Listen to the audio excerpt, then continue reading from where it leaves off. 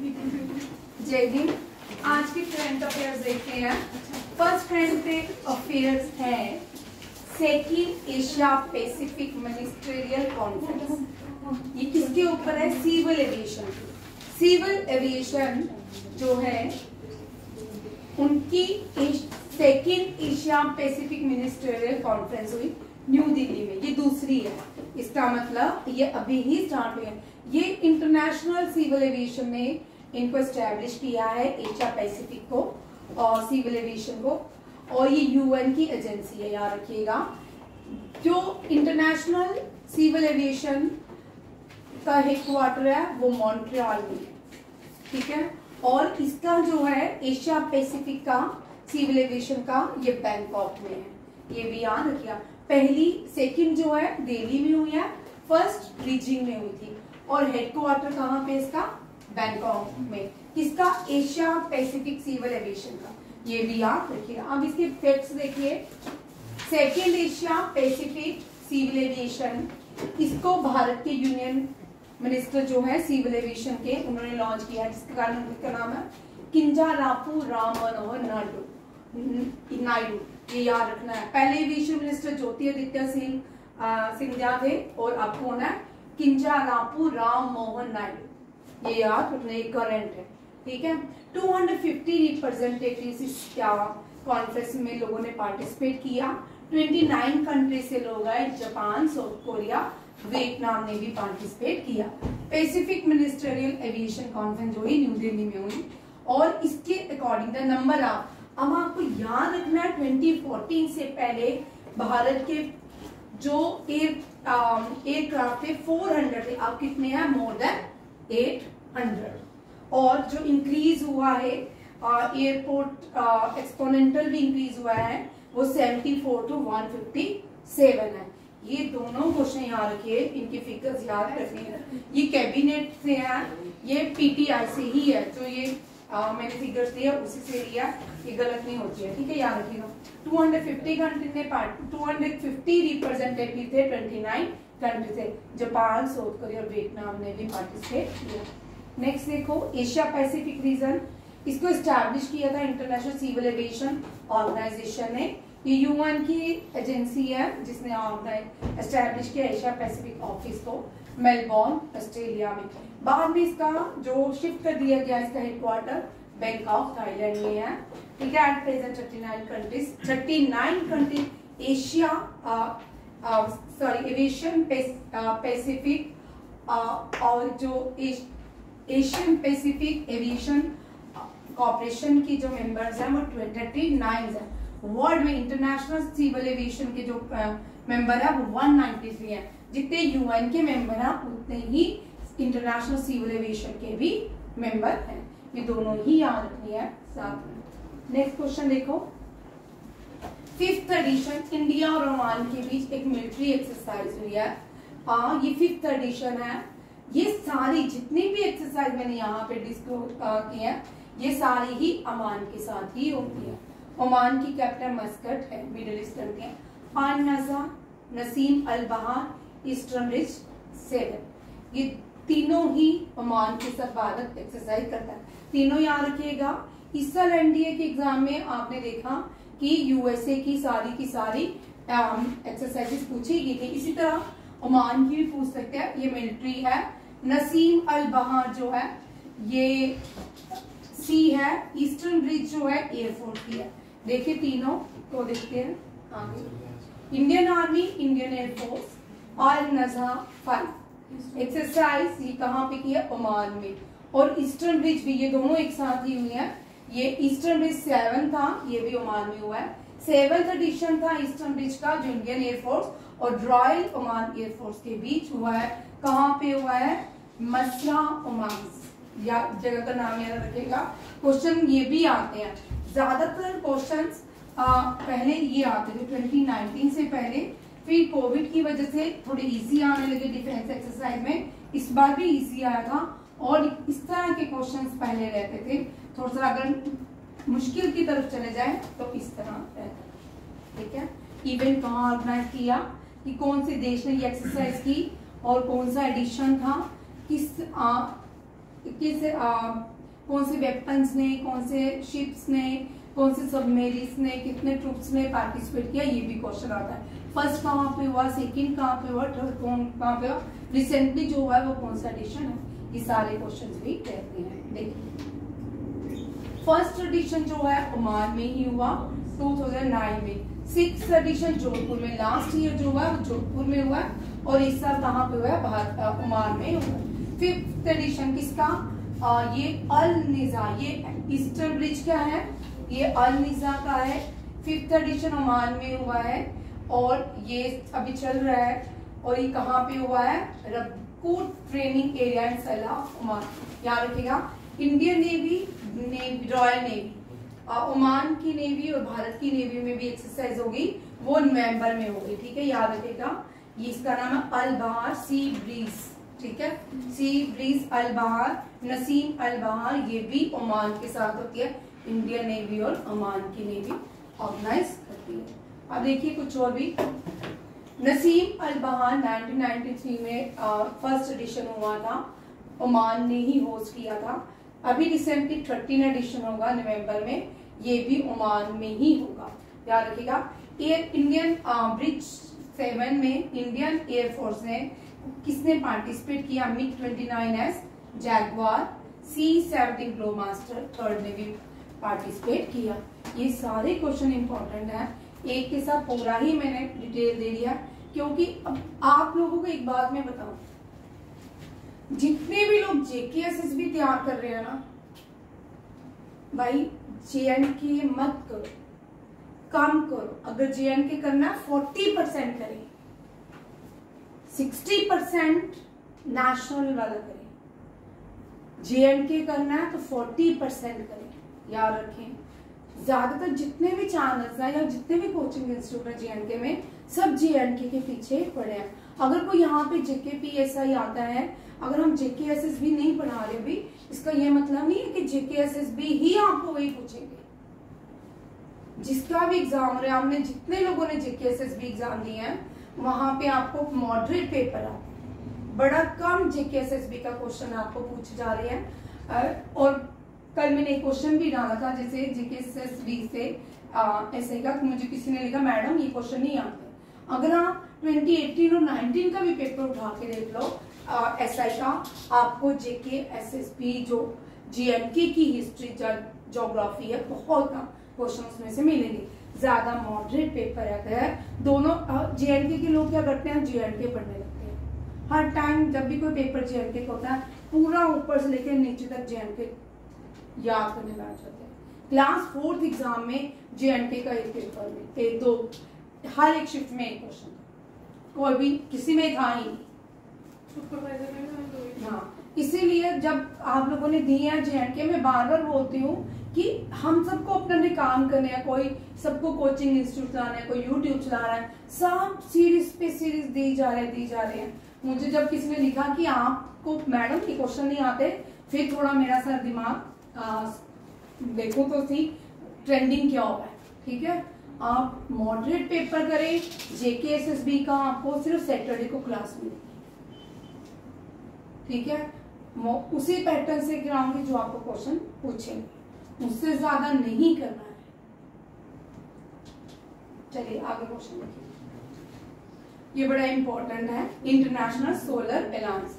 सबसे पहले हम इंटरनेशनल सोलर अलायंस क्या चीज है ये देखते हैं। ठीक है, ये इंटरनेशनल सोलर अलायंस भारत की ऑर्गेनाइजेशन है। भारत ने फ्रांस के प्रेसिडेंट के साथ मिलकर COP21 में, यहाँ पे क्वेश्चन अब जितने भी एग्जाम होने वाले हैं अप टू फेब COP से क्वेश्चन रहेंगे। ठीक है, COP means conference of party. Conference of party 21 में इंटरनेशनल सोलर ऑर्गेनाइजेशन अलायंस बनाया गया। ये भारत ने फ्रांस के प्रेसिडेंट के साथ मिलकर इसका इनॉग्रेशन किया COP21 में। और इसका याद रखिएगा, इसका हेडक्वार्टर, इंटरनेशनल सोलर अलायंस का हेडक्वार्टर भी कहाँ पे है, भारत में गुरुग्राम में। ये दोनों क्वेश्चन याद रखिएगा। आपको जब भी करना है international solar alliance COP conference of parties को याद करना है। ये IUCNN ये मैं करवाऊंगी JKSS के लिए। ये डिटेल में डेट डाटा बुक IUCNN ये डिटेल में करवाऊंगी, एनवायरनमेंट भी करवाऊंगी, क्योंकि ये क्वेश्चन आते हैं। ठीक है, जो क्वेश्चन आते हैं वो नहीं छोड़ेंगे, जो नहीं आते वो नहीं करेंगे, क्योंकि सबको JNK, आप JNK किया तो सब कुछ तो आता ही आपको। ठीक है, देखो क्वेश्चन क्या है, रिसेंटली इंटरनेशनल सोलर अलायंस के कौन सी कंट्री ने मेंबरशिप ली? ये है नेपाल, भारत की नेबरिंग कंट्री नेपाल। ये भारत के नॉर्थ में लाई करता है। किस में लाई करता है? भारत के नॉर्थ में लाई करता है नेपाल। पैराग्वे, पैराग्वे जो पैराग्वे है ये साउथ अमेरिकन कंट्री है। क्या है? साउथ अमेरिकन कंट्री है। स्पेन जो है यूरोपियन कंट्री है। अब आपने मुझे ये बताना है सेरा लियोन कौन से देश में करती है। ठीक है, 3 मैंने बता दिए, एक आपके लिए भी कुछ क्वेश्चन याद रखिए। जो क्वेश्चन मैं बोल रही हूँ जिनका आंसर नहीं दे रही टेस्ट में देगी। ठीक है, देखो मैं कल रिटन टेस्ट दूंगी 15 मिनट का रोज, आप अपनी नोटबुक में ही लिखोगे। ठीक है, नेपाल जो है 100 कंट्री बनी है, पैराग्वे जो है 101 है। 100 कंट्री पैराग्वे थी, 99 जो बनती स्पेन थी, 98 सेरा लियोन। याद रखिएगा, मैंने ये सीरीज वाइज ही लिख दिया ताकि आपको चार्ट अगर आए 100, 99 एंड 98 आप याद कर सको। पैराग्वे की कैपिटल जो है अस्कॉन्शन है। क्या है? Asuncion. Asuncion is the capital of Paraguay. Sierra Leone जो है Freetown is the capital of Sierra Leone. अच्छा, माउंट वीडियो बताओ, फ्रीटोन किसकी कैपिटल हो सकती है? माउंट वीडियो भी हो सकती है। माउंट वीडियो किसकी कैपिटल है? माउंट वीडियो किसकी कैपिटल है? कितने अजीब अजीब से नाम है ना, माउंट वीडियो, फ्रीटोन। ठीक है, अब देखो नेपाल। नेपाल भारत के नॉर्थ में आता है। नेपाल में दुनिया की सबसे बड़ी चोटी हिमालयास की है। ठीक है, माउंट एवरेस्ट। माउंट एवरेस्ट का ओरिजिनल नेम सागरमाथा था, और चाइना में, तिब्बत में इसको किस नाम से जाना जाता है? चलो,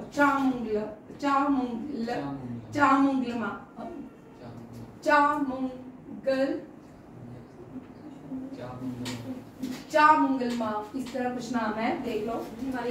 हाँ, माउंट एवरेस्ट का। ठीक है, ये सारे यहाँ रखने हैं। नेपाल भारत का कौन सा देश बना सोलर अलायंस का? 101। ठीक है, अब देखो नेक्स्ट। अब ये भी PIB से है। 54 सेटलमेंट्स जो है ये ट्राइबल कम्युनिटी है। इस ट्राइबल कम्युनिटी का नाम है पहाड़ी कोरवा। क्या है भाई? आपके SSC CGL के एग्जाम में इस तरह के क्वेश्चन, NDA CDS के एग्जाम में बड़े इंपॉर्टेंट क्वेश्चन है। ठीक है, पहाड़ी कोरवा। पहाड़ी कोरवा एक कम्युनिटी है जिसकी 54 सेटलमेंट्स हैं। ये छत्तीसगढ़ में पाए जाते हैं, और इस कम्युनिटी को एक रोड दी गई अंडर प्राइम मिनिस्टर जनमन स्कीम। ठीक है, ये नॉर्थ छत्तीसगढ़ में रहते हैं। ये प्राइम मिनिस्टर जनमन स्कीम के अंदर एक पहाड़ी कोरवा को जोड़ा गया है। छत्तीसगढ़ जो था पहले कौशला देश कहा जाता था। याद रखिएगा, कौशला देश इसके नाम से जाना है। पहाड़ी कोरवा ट्राइब देखिए, क्वेश्चन लिखिए साथ में। ये वल्नरेबल ट्राइब्स हैं। ठीक है, छत्तीसगढ़ की। और ये छोटा नागपुर प्लेटू, छोटा नागपुर जो एरिया है ये न्यू लैंड मास है। याद रखिएगा, जैसे यंग फोल्ड माउंटेन जो है हिमालय, ये न्यू फोल्ड माउंटेन्स हैं। इसी तरह छोटा नागपुर प्लेट्यू ये न्यू लैंड मास है। इससे पहले गोंडवाना लैंड जो है ओल्ड लैंड मास है। याद रखिए, छोटा नागपुर क्यों हुआ ये न्यू लैंड मास? बड़े सारा यहाँ पे वोल्केनिक इरप्शंस होती गई, और यहाँ पे इसको और किसी नाम से जानते हैं?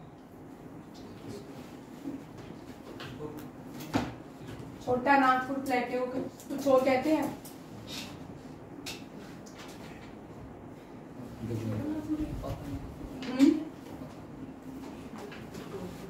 कुछ सोचो खैर मुझे बता।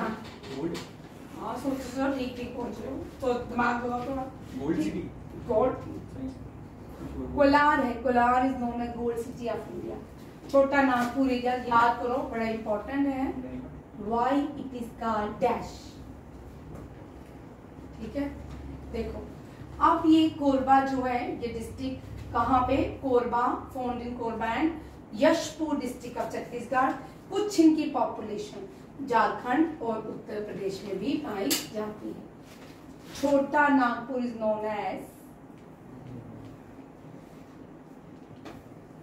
बड़ा आसान है, थोड़ा सा दिमाग लगाएंगे। क्या क्या रुहार ऑफ इंडिया, और Ruhr is a place in Germany. ठीक है, Ruhr is place in Germany.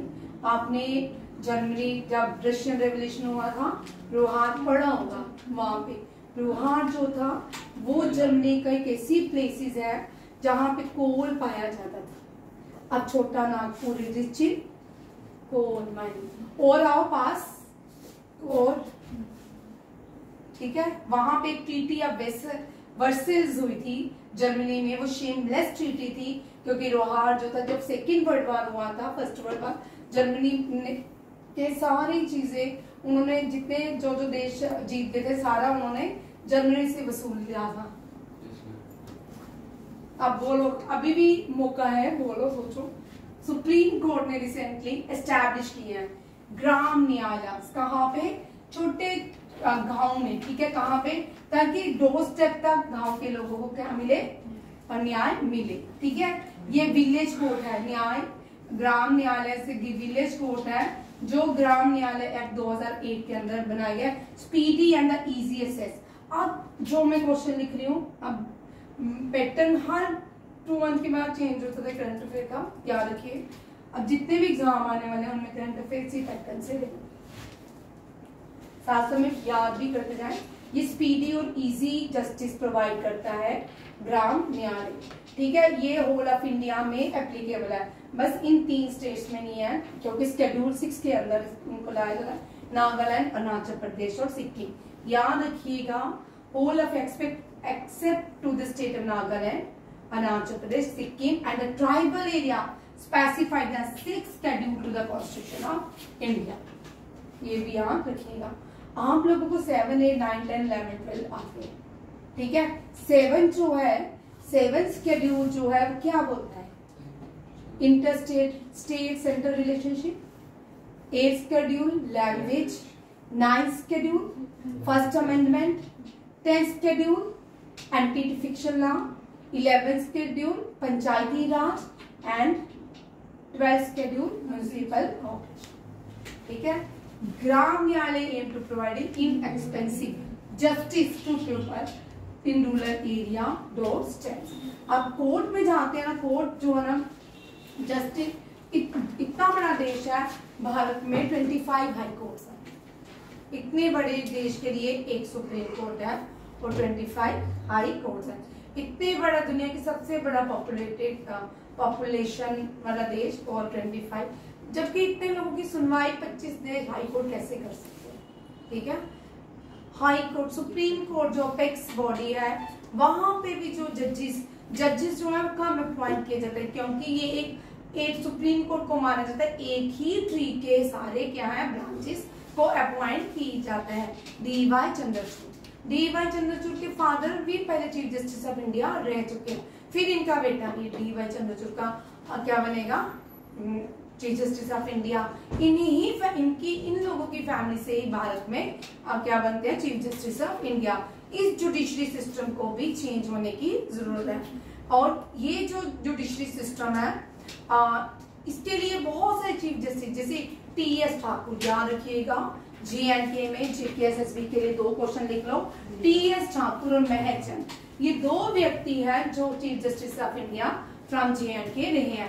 T.S. Thakur ने बड़ी कोशिश की कि इस सिस्टम को, सुप्रीम कोर्ट के जजेस की अपॉइंटमेंट सिस्टम को चेंज किया जाए, बट सक्सेसफुल नहीं रहे। और याद रखिएगा, T.S.R. ठाकुर और Mehr Chand first prime minister of J&K as well as the 3rd chief justice of India, ये भी याद रखना है।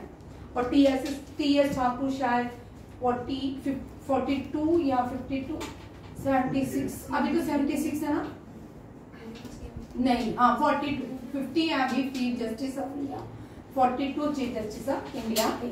ये भी याद रखिएगा। अगर डिसेंट्रलाइजेशन में पंचायती राज में भी एक कोर्ट होता है, ग्राम न्याय कोर्ट, न्याय पंचायत होती है कोर्ट ग्राउंड में। वो जो न्याय पंचायत है वो आपको पनिशमेंट नहीं देती, छोटे छोटे केस आपके सॉल्व कर सकती है। अगर कोई क्रिमिनल केसेस होते हैं, न्याय पंचायत वो मूव करती है डिस्ट्रिक्ट कोर्ट में। डिस्ट्रिक्ट कोर्ट में अगर नहीं कोर्ट केस चलता, हाई कोर्ट के ऊपर supreme court, the highest apex body of India and the law making body, highest law making body जो है वो पार्लियामेंट है, नॉट सुप्रीम कोर्ट। दोनों को ही याद रखिएगा। नेक्स्ट देखो, ये क्वेश्चन पूरा है, यहाँ पे मैं थोड़ा सा चेंज किया, ठीक है। इसको डिस्कशन आगे करेंगे। देखो, मिशन मौसम याद रखिएगा। मिशन मौसम अर्थ साइंस मिनिस्ट्री ने लॉन्च किया है। ये गवर्नमेंट ऑफ इंडिया का एक मिशन है जिसको 3 इंस्टीट्यूशंस जो है लीड कर रहे हैं। Indian meteorological department, Indian institute of tropical meteorology, national centre for medium range weather forecast. अब इन तीनों के हेडक्वार्टर भी याद रखिए। ये अब आपको आपने इंटरनेशनल ऑर्गेनाइजेशन जितनी भी है यूनाइटेड नेशन की याद होगी आपको, ठीक है ना। अब एशिया की भी आपने याद कर ली। अब हमारा जो थर्ड स्टेप है वो भारत की इंटरनेशनल, भारत की नेशनल ऑर्गेनाइजेशन याद करेंगे, ठीक है। Indian institute of tropical meteorological department, इसका हेडक्वार्टर पूना में है। इंडियन मेट्रोलॉजिकल डिपार्टमेंट इसका दिल्ली में है। National centre for medium range weather forecast इसका उत्तर प्रदेश में। ये तीनों ही याद रखिएगा।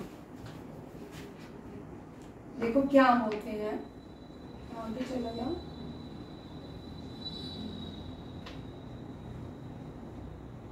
क्वेश्चन भी कहाँ चलेगा?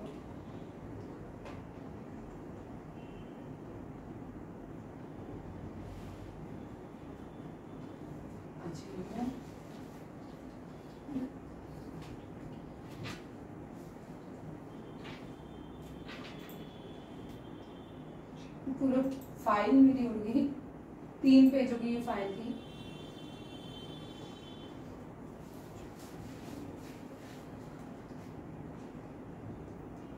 सही है।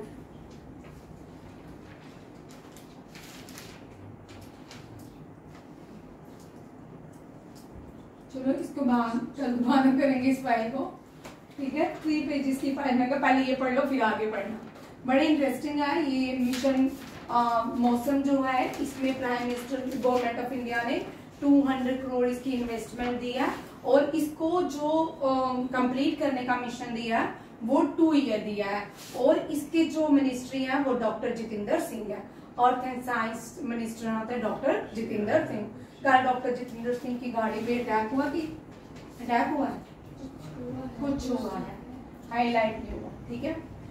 देखो, इंडस 10 का 10th एडिशन था। इंडस 10 डिफेंस इनोवेशन है, याद रखिएगा। ये इंडिया और यूएस का है। ये यहाँ पे एनहेंस करेगा किसकी, दोनों के जो डिफेंस सिस्टम को एनहेंस करने की बात की है। इंडस 10 जो समिट्स है ये किसके लिए है, ये डिफेंस इनोवेशन को अपग्रेड करने के लिए ये इंडिया और यूएसए के बीच ऑर्गेनाइज की जाती है। 3rd एडिशन है IDX and defence innovation unit.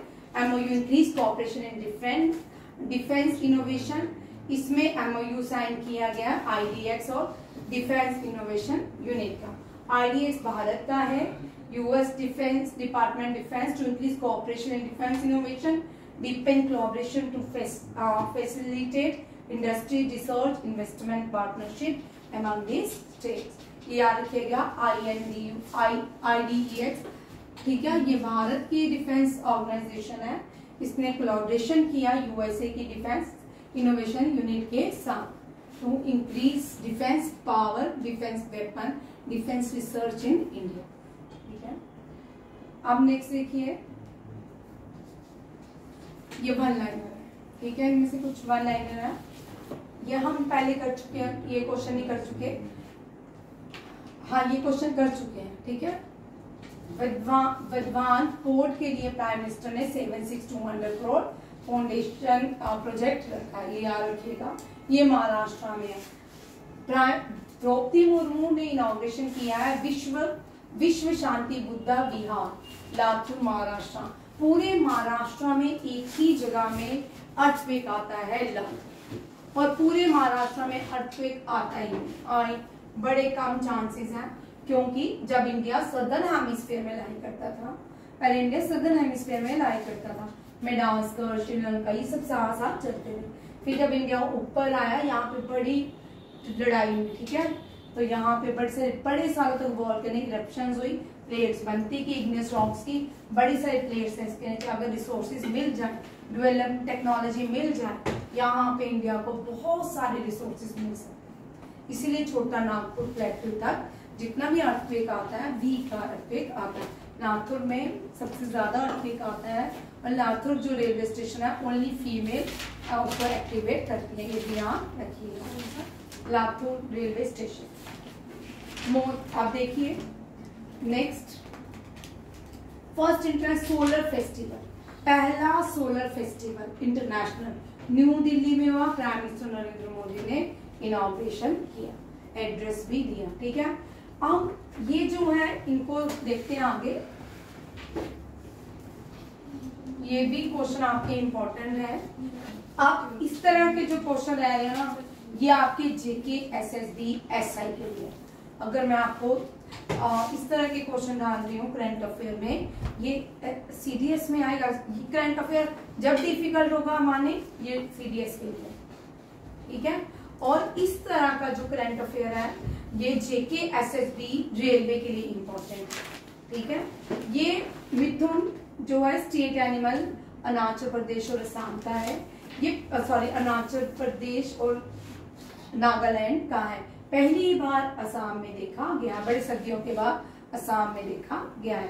इसको कैटल ऑफ द माउंटेन भी कहा जाता है, और ये दुनिया में सबसे ज्यादा north eastern region of India में पाया जाता है, और साउथ ईस्ट एशिया के बांग्लादेश, म्यांमार और भूटान में भी पाया जाता है। याद रखिएगा, ये अरुणाचल प्रदेश नागालैंड का स्टेट एनिमल है मिथुन, ये भी याद रखिएगा। और अरुणाचल प्रदेश में जब इसका एज ए बर्थ डे मनाते हैं, और इसके बर्थडे में जो फेस्टिवल ऑर्गेनाइज किया जाता है उसका नाम है Solung. Solung festival observed annually by Adi tribe Arunachal Pradesh to commemorate the birth and arrival of mithun on this earth. ये भी क्वेश्चन आ सकता है आपको, ठीक है। इससे आपको 3 क्वेश्चन आ सकते हैं। कौन सी स्टेट में रिसेंटली स्नो लेपर्ड 2016 में मिला था नॉर्थ ईस्ट की अरुणाचल प्रदेश में, तो वो क्वेश्चन आया था, ठीक है। कौन सी स्टेट में रिसेंटली स्नो लेपर्ड देखा गया है। इसी तरह असम में इस बार मिथुन देखा गया है, तो ये क्वेश्चन आ सकता है। यहाँ पे क्वेश्चन पूछते हैं कौन सी ट्राइबल कम्युनिटी इसकी बर्थ एनिवर्सरी मनाती है, कौन सी, ठीक है, और उसका नाम फेस्टिवल क्या है, ठीक है, शोगुन इसका फेस्टिवल का नाम है, ये भी पूछ सकते हैं। और उसके बाद ये कौन सी स्टेट का क्या है, स्टेट एनिमल है, और इसको एक निक नेम शब्द क्यों दिया गया, कैटल ऑफ ए माउंटेन के नाम से ये जाना जाता है। 20 सबमरीन वॉरफेयर्स हैं, ठीक है, आईएनएस माल एंड आईएमएस मुल्की, ये कोच्चि शिपयार्ड में लॉन्च कर दिया गया है 2, ठीक है। आईएनएस मुल्की, आईएनएस माल, ये दोनों ही 2 एंटी सबमरीन हैं। इंडिया ने दुनिया की सबसे बड़ी सबमरीन बनाई है, ठीक है। अभी उस अगाध, ठीक है, अगाध है ना उसका नाम, ठीक है, सबसे बड़ी दुनिया की। जो ब्रह्मोस है ना भाई, ब्रह्मोस जैसा जो एंटी सबमरीन है वो किसी भी देश के पास नहीं है, ठीक है। और ये इंडिया बहुत टेक्नोलॉजी में, वेपन्स में आगे जा रहा है। इसके ऊपर बड़े सारे सैंक्शंस लग सकते हैं आने वाले टाइम में। जो भी बड़ी कंट्रीज होती है, जब भी कोई कंट्री ग्रो करती है उसको क्या करते हैं, डोमिनेट। जैसे बांग्लादेश आपने देखा होगा, बांग्लादेश हम पिछले कई सालों से करंट अफेयर में भी पढ़ते थे कि बांग्लादेश ग्रोइंग, उसकी इकोनॉमिक कंडीशन बढ़ रही थी, जीडीपी उसका डे बाय डे बढ़ रहा था, वहां पे 2% अनएम्प्लॉयमेंट थी। अब बांग्लादेश को पूरी तरह खत्म कर दिया गया। अफगानिस्तान पूरी तरह, भाई एशिया में ही ऐसा होता है, सीरिया, अफगानिस्तान, बांग्लादेश, पाकिस्तान, बट पाकिस्तान में मिलिटेंट एक्टिविटीज ज्यादा है, उसको यूएसए यूके की सपोर्ट रहती है। देखिए भारत में कल जो अटैक हुआ है भारत पे JNK में, उसमें जो वेपन्स मिले हैं वो नाटो के। भारत में जितनी भी एक्टिविटीज होती हैं, जब देश पार्टीशन हुई थी तब भी जो पाकिस्तान की तरफ यूएसए गया था और रशिया, इंडिया जो है रशिया का दोस्त बना था, तब से ऐसा चल रहा है।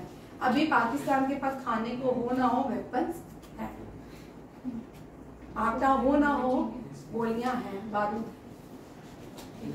ये बड़ा इम्पोर्टेंट, क्या था कभी जिंदगी में कोई नई चेंजेस जब आएंगे ईश्वर तब देखेंगे, है ना। तब तक तो गोलियां बारूद खाए, मिट्टी में भी बोए, हवा में भी बोए, पूरी दुनिया में उनको, ठीक है नहीं। गवर्नर महाराष्ट्र ने कहा है कि ट्राइबल यूनिवर्सिटी नासिक में खोली जाएगी, जिसमें 80% जो एडमिशन होगी, रिजर्वेशन है वो ट्राइबल लोगों की, ठीक है। ये नासिक में खुली, पहली ट्राइबल यूनिवर्सिटी याद रखिएगा MP में खुली थी, मध्य प्रदेश में। चेक कर लेना, बहुत पुराना क्वेश्चन है, 2022 या बनता, ठीक है। अमित शाह को फिर से रीअपॉइंट किया गया है पार्लियामेंट्री ऑफिशियल लैंग्वेज कमेटी का chairman. Parliamentary official language committee के चेयरमैन किसको अपॉइंट किया गया है? अमित शाह को। ये हरविंदर सिंह है, गोल्ड मेडलिस्ट, अभी पैरा ओलंपिक्स में गोल्ड लाया था उन्होंने, और प्रीति पाल, दोनों ने ही गोल्ड लाया है। इनको पेरिस ओलंपिक्स के क्लोजिंग सेरेमनी में फ्लैग बेरर का रोल दिया गया है, वेरी इंपॉर्टेंट। और नॉर्मल में कौन थे? पी श्रेष्ठ और मन्नू बाकर क्लोजिंग सेरेमनी में पेरिस ओलंपिक में, और पैरा में कौन था? प्रीति पाल और हरविंदर सिंह। ये आज के करंट अफेयर, ठीक है। थोड़े देर पीछे वाले देख लो, भूल जाते हो आप लोग, रिवाइज कर लो वन लाइनर वाले। जो नए लोग आए थे सोनिया कर लो, ठीक है, याद रहेगा, ठीक है। 5th observation UN international day to protect education from attack set place Doha में हुआ, ठीक है। जो एजुकेशन के ऊपर अटैक किए जाते हैं उनके ऊपर एक education UN international day observe किया गया। ये कहाँ पे हुआ है? दोहा, कतर में। कतर की कैपिटल है दोहा। और 2022 फीफा वर्ल्ड कप भी कहाँ पे ऑर्गेनाइज किया गया था?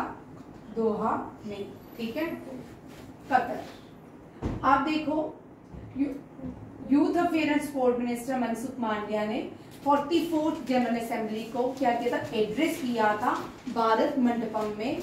भारत मंडपम में दुनिया का सबसे बड़ा नटराज स्टैचू लगाया गया है, ये भी याद रखिएगा। और भारत मंडपम में पहली भारत की G20 क्लोजिंग सेरेमनी की गई, ये भी याद रखिएगा। ब्रिक एम्प्लॉयमेंट वर्किंग कमेटी की मीटिंग रशिया, सोच। अब कल मैंने आपको एक क्वेश्चन करवाया था, prime minister Narendra Modi United nation general assembly में नहीं जा रहे हैं। अब जो उनका प्रोग्राम था शायद वो भी कैंसिल हो गया, जो उन्होंने वहां देना था, वो उसकी जगह कहाँ जा रहे हैं? रशिया। देखते हैं अभी क्या होता है, ये भी याद रखिएगा। वर्ड्स के 50 मेंबर कॉन्टिजेंट जो है, वर्ड्स की पहली बार वर्ड्स की इतने भारतीय कॉन्टिजेंट जो है पार्टिसिपेट कर रहे हैं, कहाँ पे? फ्रांस में। ये रिपीट कर रही हूँ, जिन बच्चों ने पढ़ लिया उनको याद हो जाएंगे, जिन्होंने नहीं पढ़ा है वो भी देखें, ठीक है। ये वाइस प्रेसिडेंट जो है उनको चीफ गेस्ट बनाया गया, किसमें? इंटरनेशनल लिटरेसी डे के उत्सव के लिए विज्ञान भवन। इंटरनेशनल लिटरेसी डे कहाँ पे हुआ? न्यू दिल्ली के विज्ञान भवन में। एनवायरमेंट मिनिस्टर है भारत के भूपिंदर यादव, इन्होंने एड्रेस भी किया 4th meeting of apex committee national clean air programme में। किसने एड्रेस किया? भूपेंद्र सिंह यादव, ये एनवायरमेंट मिनिस्टर है। International day of clean air for blue sky, ये कहाँ पे हुआ? ये international clean air programme Jaipur में हुआ। टेबल बना लो, देखो भाई इसमें बड़े सारे क्वेश्चंस हैं। देखो क्लीन एयर प्रोग्राम, क्योंकि इस साल समिट्स ज्यादा है, इस मंथ में बहुत सारे समिट्स हैं, ठीक है। क्लीन एयर प्रोग्राम जयपुर में हुआ। फिर आता है लिटरेसी डे का प्रोग्राम विज्ञान भवन दिल्ली में हुआ। फिर पीछे हमने पढ़ा एक और भी है, उसको भी लिख लो, चार्ट बना लो। Olympic council, 44th general assembly of Olympic council की कहाँ पे हुई है? भारत मंडपम न्यू दिल्ली में। और ब्रिक वर्किंग कमेटी की मीटिंग रशिया सोची में। और वर्ल्ड स्किल, ये वेरी इंपॉर्टेंट, वर्ल्ड स्किल जो हुआ फ्रांस के लियोन में। लियोन जो है ये रेड क्रॉस का भी हेडक्वार्टर है। वे the headquarter red cross it is in France, in Lyon, ये भी याद रखिएगा। ये 6 के 6 क्वेश्चन याद कर लो, ठीक है। लिटरेसी डे की कॉन्फ्रेंस कहाँ पे? न्यू दिल्ली के विज्ञान भवन में। क्लीन एयर की कॉन्फ्रेंस कहाँ पे? जयपुर में। और ये स्किल वर्ल्ड टीम ये क्या है? वर्ल्ड स्किल कंपटीशन जो होने जा रहा है लियोन फ्रांस में हो रहा है। ब्रिक्स एम्प्लॉयमेंट वर्किंग कमेटी की कॉन्फ्रेंस रशिया में हो रही है। 44th general assembly Olympic council of Asia, ये भारत मंडपम में हो। ये सारे आपके टेबल बना लो ताकि आपको आगे चल के बेनिफिट रहे। आगे चलो, टाइम मैगजीन। टाइम मैगजीन ने जो Indian ministry electronic information technology, ये कल मैंने डिस्कस नहीं किया था। ये रेलवे मिनिस्टर है भारत के, अश्विनी वैष्णव, ठीक है, IITL थे, अब रेलवे मिनिस्टर है।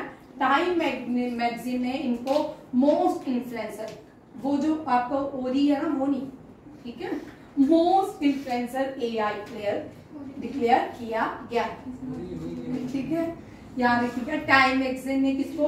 रेलवे मिनिस्टर अश्विनी वैष्णव को डिक्लेयर किया। बाकी ये भी लिख लो। सेकेंड एशिया पैसिफिक दिल्ली में हुई, फर्स्ट बैंकॉक में, बीजिंग में हुई, ठीक है।